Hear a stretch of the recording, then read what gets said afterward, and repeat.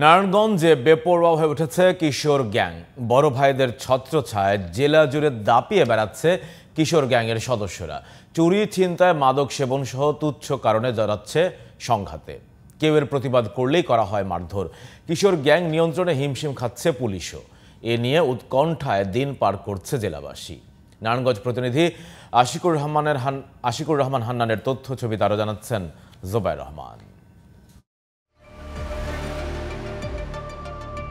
জেলার বিভিন্ন উপজেলার অলিতে গলিতে বেপরোয়া হয়ে উঠেছে কিশোর গ্যাংয়ের সদস্যরা। চাঁদাবাজি, ছিনতাই, মাদক কারবারি, এমনকি খুনোখুনিতে লিপ্ত হচ্ছেন কিশোর তরুণরা। আধিপত্য বিস্তার নিয়ে চলে দেশীয় অস্ত্রশস্ত্র নিয়ে মহড়া। অভিযোগ আছে, পাড়া মহল্লার মাদক ব্যবসার নিয়ন্ত্রণ ও এলাকার আধিপত্য ধরে রাখতে কিশোর গ্যাংয়ের নেপথ্যে ছত্রছায়ায় কাজটি করছে এলাকার রাজনৈতিক নেতা ও প্রভাবশালীরা। জেলার বিভিন্ন এলাকায় কিশোর গ্যাংয়ের তৎপরতা আশঙ্কাজনক হারে বৃদ্ধি পাওয়ায় উদ্বিগ্ন সাধারণ মানুষ।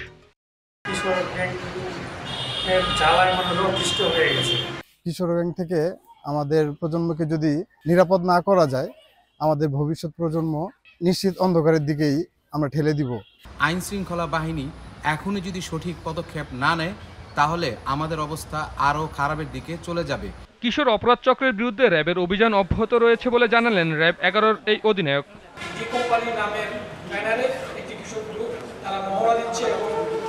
দেশীয় এবং আগ্নেয়াস্ত্র সহকারে তাদের এই মহড়াটা ছিল এবং সেটা যখন সোশ্যাল মিডিয়াতে ব্যাপক হারে ভাইরাল হয়, এরপর থেকে আমরা আমাদের মধ্যে তৎপরতা শুরু করি। আসামিদের বিরুদ্ধে এই আইনানুগ ব্যবস্থা প্রক্রিয়াধীন এবং আমাদের এই অভিযান চলমান থাকবে এবং এই ব্যাপারে আমি আমাদের নারায়ণগঞ্জবাসীর সকলের সহযোগিতা চাই। এই ধরনের ঘটনার সাথে যারা রিলেটেড তাদের তথ্য দিয়ে আমাদেরকে সহযোগিতা করুন।